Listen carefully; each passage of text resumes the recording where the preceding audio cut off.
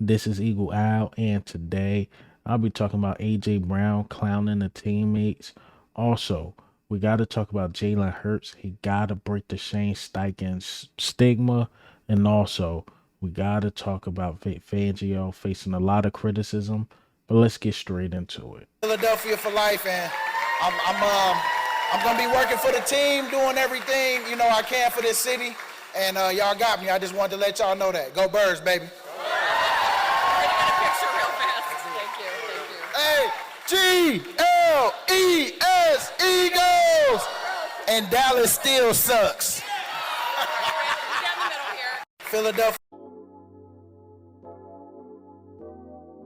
All right, so before we get straight into it, I wanted to talk about some little off topic about football, but it is about one of our favorite players, Devonta Smith, a guy who's been facing a little criticism, but it's weird criticism.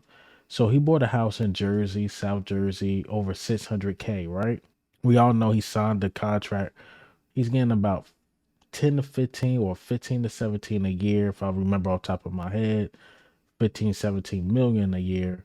And a lot of people's like, yo, where's the big mansion? Where's this? Where's that? Then it's the other half like, yo, smart man. And I'm on the smart man side because it's all about saving your bread. You only could play this game at a high level, let's say a good 10 years, 10 to 12 years.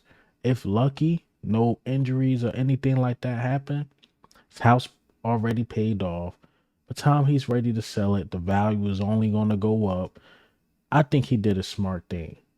Hell, Devontae Smith was the guy that came out of college that said, like, yo, I'm still driving my Nissan Altima, or something like that. I remember he was talking with Shannon Sharp. So Devontae Smith always been about saving his bread. Like, he's smart. He's ahead of the curve because a lot of these dudes, they learn and it's too late. They already spent all up. They spent their bread up. They already going broke. So Devontae Smith, keep doing your thing. You won't go broke if you invest in your money right.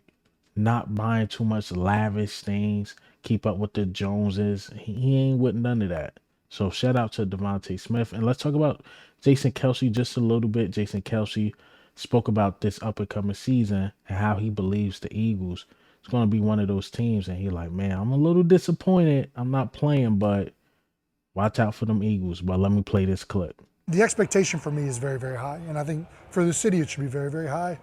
You still got to go out there and do it. I don't like saying, we should have did this, should have did that. We didn't, right? Fact of the matter is we lost, and we had a really, really, I mean, a catastrophic end of the season. And, there wasn't any one reason here and there. It was kind of a perfect storm. What caused us to lose to the 49ers isn't the reason we lost to the Giants, and isn't the reason that we lost, to Tampa Bay. Like everything each game was different, and each person really took their turn, whether it was players, whether it was coaches.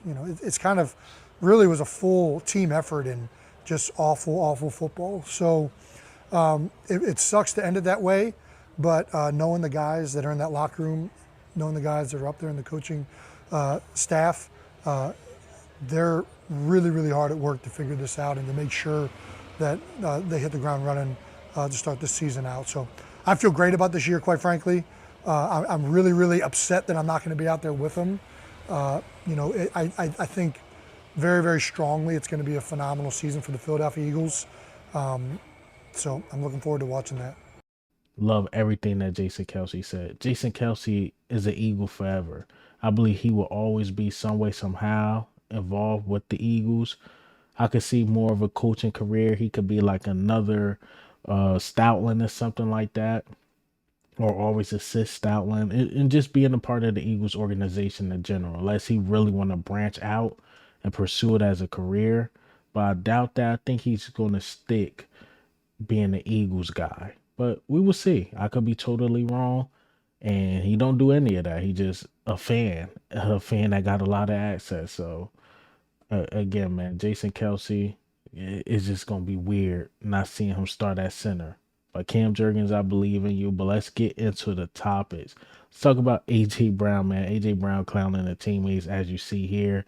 Y'all went bowling. Then he put a meme next to some bad rules. And luckily, these dudes are in the NFL and not in a bowling tournament or anything like that. These dudes suck, especially Brandon Graham. But I'm looking at it as the big picture.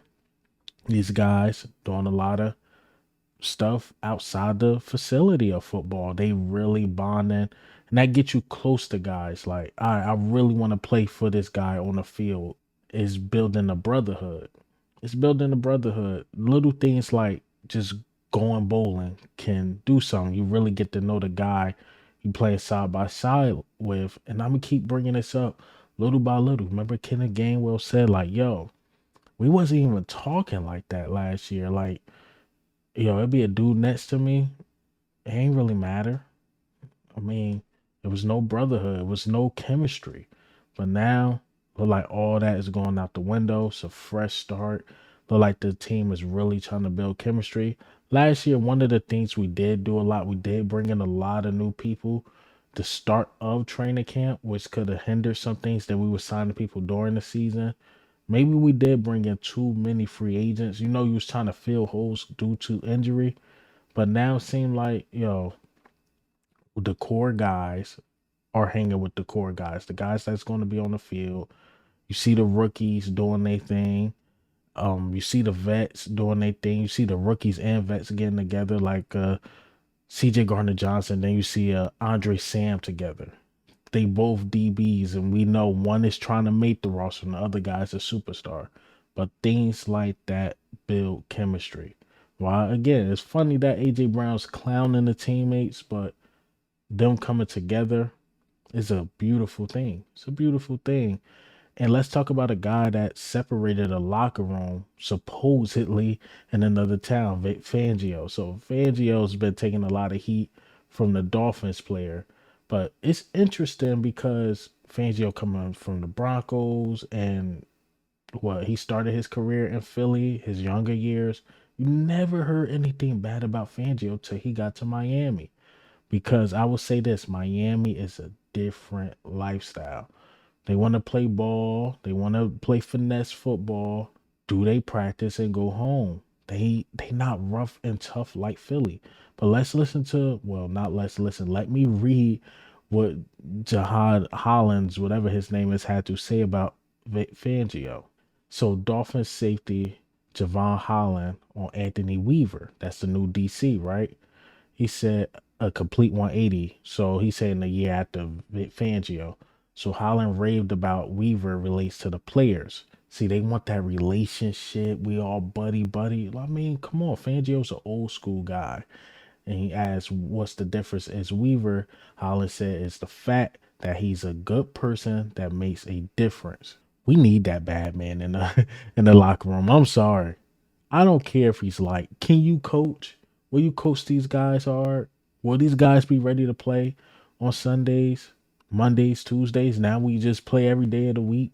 Will these guys be ready to play? That's a yes. I don't care about the defense having this big relationship with the defensive coordinator. Will he get them ready? If that's a yes, I'm with that. I am with that. I'm sorry, Miami. I know again, y'all got a different lifestyle. Y'all just want to chill, finesse, win a couple games, maybe go to the playoffs. And that's y'all vibe. Philly is a different vibe. It's a blue collar city. Obviously, it probably was a huge culture change to Fangio because he came from Denver. Denver is a rough, tough city too. Don't sleep on them as far as with the team. And then Philadelphia, rough, tough city. And Miami, more of a finesse city. I'm not calling y'all soft, just a finesse city. Like y'all just want to do y'all thing. Like Tyreek Hill and Jalen Waddle fits, the Dolphins. AJ Brown, the Dallas Goddard's, and the Devonta Smiths fit Philadelphia. Even Jalen Hurts. So look, I think Vic Fangio, I think the best thing happened for two parties. They want a guy that's more friendly and this and that. Cool. We need a guy that's like, yo, get y'all, man, you better, yo, JB, you ain't hitting, bro, get out of here. You ain't hitting these players. Slay. You don't, You want to, protect yourself or your family, cool. But we ain't with that, bro. We need a guy like that. I'm just saying. That's the guy we need. So, Vic Fangio, I'm happy you here. If you was that much of a, excuse my language, if you was that much of a dick in Miami, hey, come here and be that mean guy, old school guy, because trust me, our defense need it. Our defense definitely need it. All right. So lastly, let's talk about Jalen Hurts, man. So Dan Orlarski spoke about Trevor Lawrence, which I totally agree. So he's looking to get about 50 plus million a year. And to be honest, I don't know what Trevor Lawrence showed to get that amount of money, but he started naming quarterbacks that are, better than Trevor Lawrence, which I agree. But I'm like, hold on, wait, a name didn't come up yet. Were all these quarterbacks better than Jalen Hurts? But let's listen to Dan Orlarski talk about Jalen Hurts. One thumb Yep. first. Jalen Hurts. That first, Jalen Hurts. Whoa. Tua. Whoa, whoa, whoa, whoa, Yeah, Jalen, whoa. Philly Tua, guy.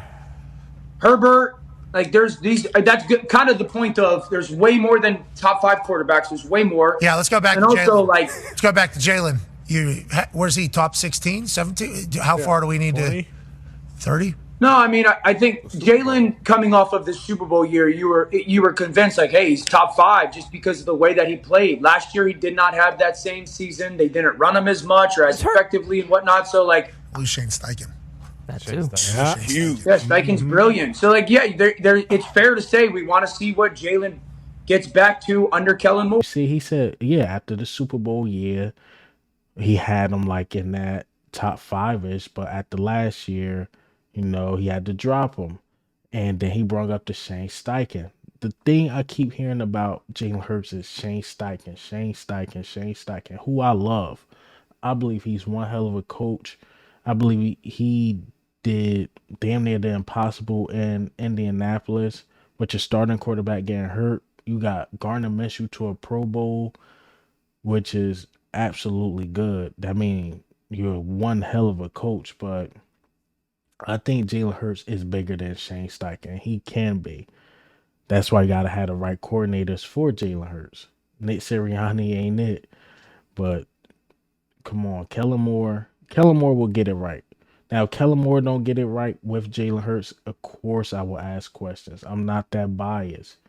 But it's up to Jalen Hurts. He got to break the Shane Steichen thing, because say Jalen Hurts be an average quarterback the rest of his career, everybody's going to say is Shane Steichen. He always needed Shane Steichen. Shane Steichen was always the guy. It's up to Jalen Hurts to break that stigma. Even though last year, I don't think it's as bad as people think. I really don't. But if he can just turn down the turnovers, which turnover worthy plays, he was one of the lowest. But let's say if he turned down the turnovers, get the touchdowns up there, and what if he break that 4,000 yard record thing, which I believe he's capable of doing, breaking Carson Wentz's record over 4,000 passing yards. It's up to Jalen Hurts, man. He gotta break that stigma, man. But hey, man, what do you think? How do you feel about the news today? AJ Brown talked about Devonta Smith house, talked about Jason Kelce, Jalen Hurts, Vic Fangio. But this is Eagle Owl, man. I'm up.